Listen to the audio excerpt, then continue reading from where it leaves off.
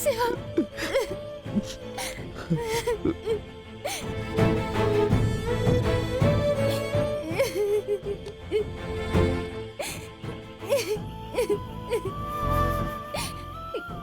తరుణి,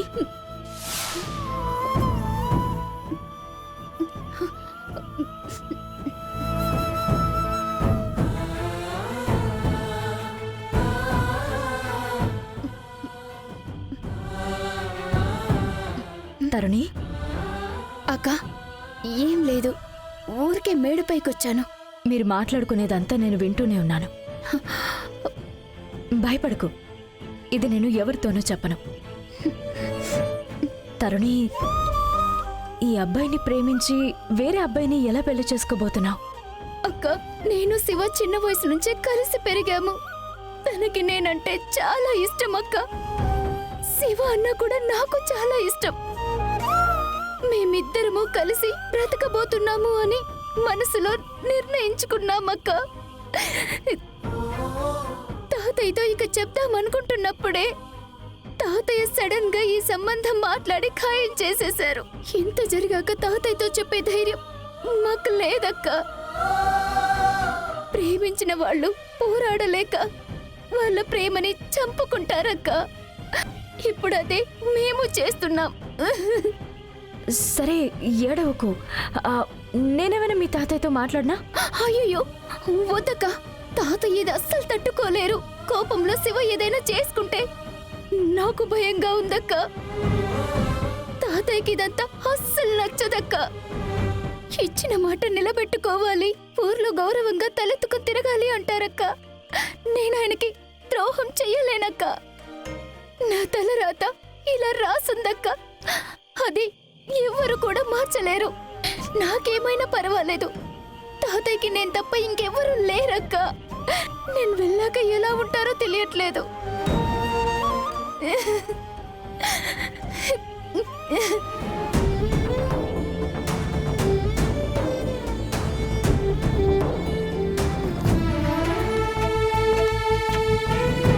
bro, ఏమైంది bro?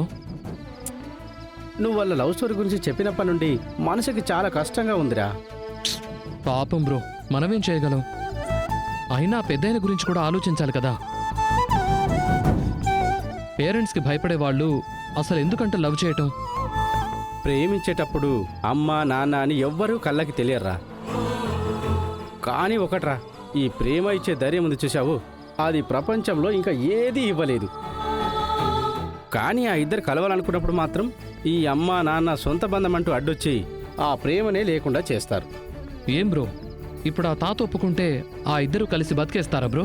అది జరిగే అవకాశం చాలా తక్కువరా. ఎందుకంటే ఊర్లలో మాట ఇస్తే ప్రాణాలు ఇచ్చైనా సరే అది నిలబెట్టుకుంటారు. మనం ఏమీ చేయలేం, ఒక్కటి మాత్రం చేయగలం, వాళ్ళ గురించి బాధపడగలం, అంతే. రారా పోదాం.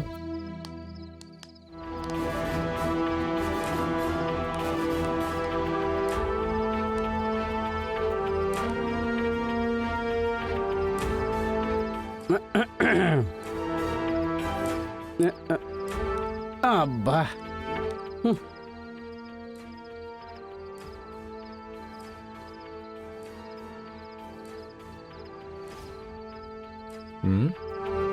ఏంట్రా? ఏం లేదు మామ, ఇక్కడికి వచ్చి కూడా సీరియస్గా వర్క్ చేస్తున్నావే అదే. అవును, మీరెక్కడికి వెళ్ళేసి వస్తున్నారు? ఊరికే ఏదో అలా గాలికి. సర్లే, తొందరగా వెళ్ళి పడుకోండి. Okay, good night.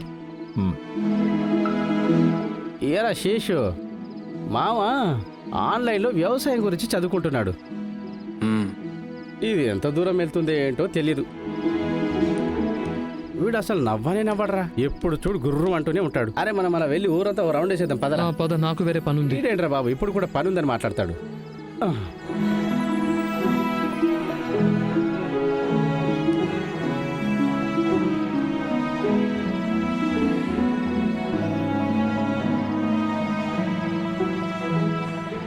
ఏమండి, ఇది తాగండి. నేను నిన్ను అడగనే లేదే. రాత్రంతా మేలుకొని పని చేస్తున్నారు కదా, అలసటగా ఉంటుంది కదా, ఇది తాగండి.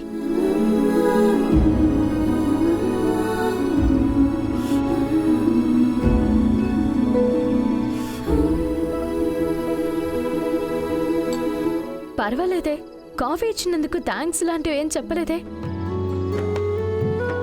అంటే హస్బెండ్ అండ్ వైఫ్ మధ్యలో థ్యాంక్స్ లాంటివి ఉండవు కదా, మీరు అదే ఫాలో చేసేసరికి అందుకు చెప్పాను. థ్యాంక్స్. ఆ, అలా కూడా ఉండొచ్చు కదా, థ్యాంక్స్లో చెప్పుకోవచ్చు, అదేం తప్పు కాదు కదా. ఇష్టం వచ్చినట్టు మాట్లాడేస్తుంది.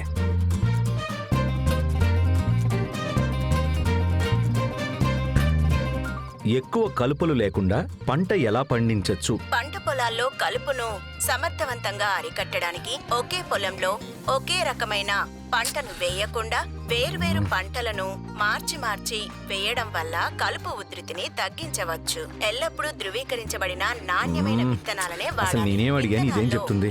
ఛ! రవి సార్, ఇంటర్నెట్ ఏమైనా మనిషా? ఎంత టెక్నాలజీ పెరిగినా మనిషికి ఉన్న తెలివికి ఏది సమానంగా రాదు. ఎందుకంటే అది కనిపెట్టింది మనుషులే. ఇప్పుడు నాకెందుకు ఇవన్నీ చెప్తున్నావు? ఏదో పెద్ద వ్యవసాయంలో పిహెచ్డీ చేసినట్టు మాట్లాడుతున్నావే. అసలు నీకేం తెలుసు వ్యవసాయం గురించి? నాకేమీ తెలియదు, నిజమే. కానీ ఈ ఊర్లో ఉన్న ఎవరు ఇంటర్నెట్ చూసి వ్యవసాయం చేయడం లేదు, అది మాత్రం బాగా తెలుసు నాకు. నువ్వు నాకు ఏ అడ్వైజు ఇవ్వక్కర్లేదు. ఇది ఎలా నేర్చుకోవాలో నాకు తెలుసు. నువ్వు వెళ్ళి నీ పని చూసుకోపో. సరే, నేను వెళ్తాను. కానీ మిమ్మల్ని ఒకే ఒక విషయం అడగాలి. అంటే మీకు క్రికెట్ ఇష్టం అని విన్నాను. ఎలా వచ్చింది? వీడియో చూసి నేర్చుకున్నారా, లేదు ఆడే వాళ్ళ దగ్గర కోచింగ్కి వెళ్ళారా? ఏది నేర్చుకోవాలనుకున్నా దాని గురించి బాగా తెలిసిన వాళ్ళ దగ్గరికి వెళ్ళి అడిగి తెలుసుకోవాలి. ఇదంతా నేను పోయి మీకు చెప్తున్నాను చూడండి. సరే, నాకు నిద్ర వస్తుంది, నేను వెళ్ళి పడుకుంటాను. Good night.